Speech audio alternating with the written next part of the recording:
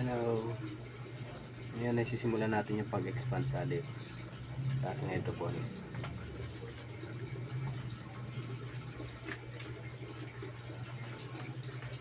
Malililihahin natin ito para pag pintura makapit. Ipinturahan natin ng puti.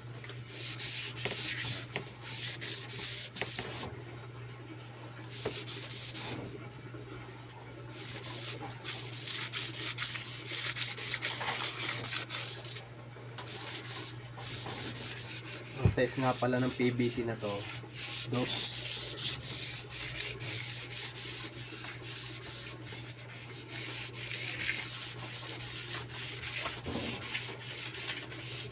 Kahit ilamos lang to, matanggal lang yung kintab para pag nagpintura makapit na siya.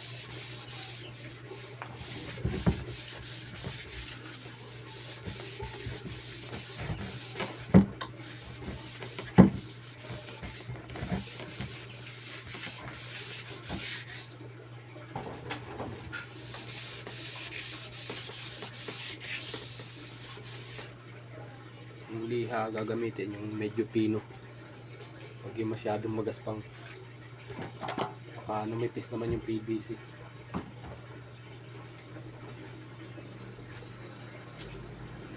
Paling gagawin natin setup pa vertical, limang patong lahat yun. Makikita nyo sa taas yung ano, nakabang na yun. Yan, sa taas hindi kita eh. Kaya nag-repair na naman tayo. Kaya yung isa nasa taas.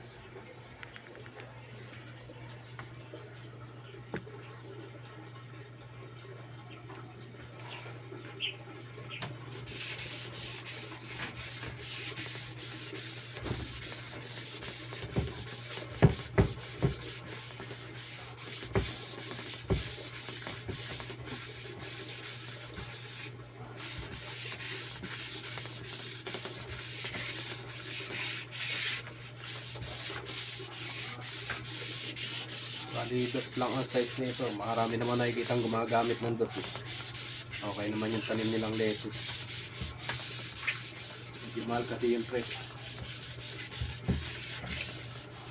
Time ito yung pagitan ng presyo nila.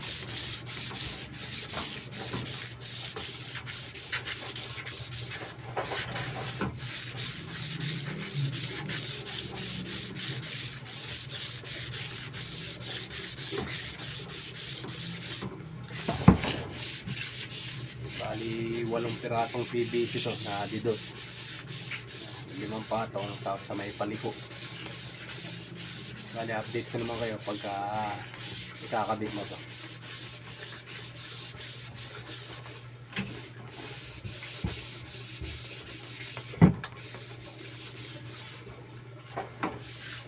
Pagitan nga pala ng butas gagawin ko rito, bali 8 inches na.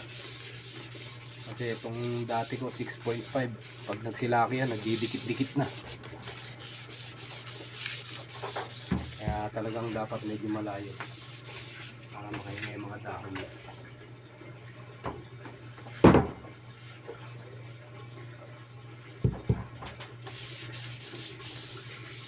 Bakit nga ba pipinturahan na?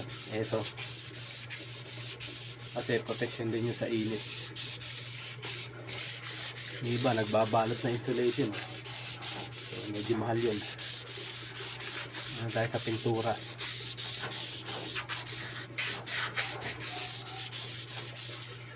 So yan po muna update ngayon ha. Salamat.